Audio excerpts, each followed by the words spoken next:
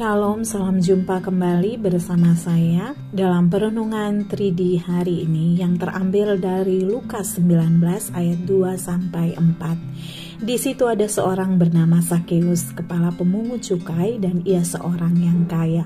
Ia berusaha untuk melihat orang apakah Yesus itu, tetapi ia tidak berhasil karena orang banyak, sebab badannya pendek.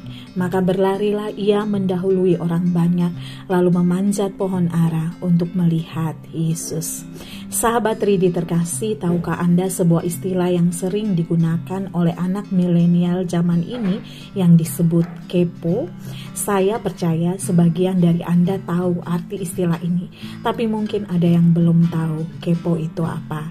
Nah, kepo sering dibilang kependekan dari knowing every particular object, yang berarti mau tahu segala sesuatu secara detail. Kalau kepo yang seperti ini baik juga ya, tapi sebenarnya kepo dalam Kamus Besar Bahasa Indonesia artinya lebih bersifat negatif, yaitu rasa ingin tahu yang berlebihan tentang kepentingan atau urusan orang lain. Orang Kristen boleh kepo, tapi bukan untuk mencari tahu urusan atau aib orang lain. Di zaman Tuhan Yesus ada seorang pria pendek yang kepo banget sama Yesus. Pria ini punya kedudukan tinggi di daerahnya. Ia kepala pemungut cukai, orang kaya, terkenal, penipu, dan suka merampas atau mengambil lebih dari yang patut diambilnya dari masyarakat. Pria pendek dan kepo ini bernama Sakeus. Ia kepo sama Yesus. Saking keponya, dia bela-belain naik pohon demi mencari tahu orang seperti apa Yesus itu.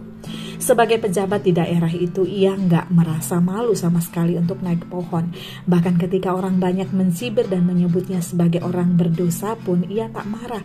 Dia tetap kepo sama Yesus sampai akhirnya dia dapat kesempatan untuk melayani dan menjamu Yesus di rumahnya. Karena hari itu Yesus nginap di sana dan hidup Sakeus pun diubahkan. Ia bertobat, diselamatkan, dan berjanji mengembalikan apa yang pernah dirampasnya dari masyarakat 4 kali lipat lebih banyak. Sahabat Ridi, orang Kristen, baik tua maupun muda, bahkan anak-anak harus punya rasa kepo seperti yang dimiliki Sakeus. Kepo yang membawa pada pertobatan, pemulihan hidup, serta keselamatan, bukannya malah merusak diri dan orang lain. Dan itu hanya bisa terjadi jika yang kita kepoin adalah Tuhan Yesus sendiri. Kepoin firman-Nya, isi hati dan rancangannya untuk hidup kita. So, aku mau kepoin Yesus. Kamu juga mau?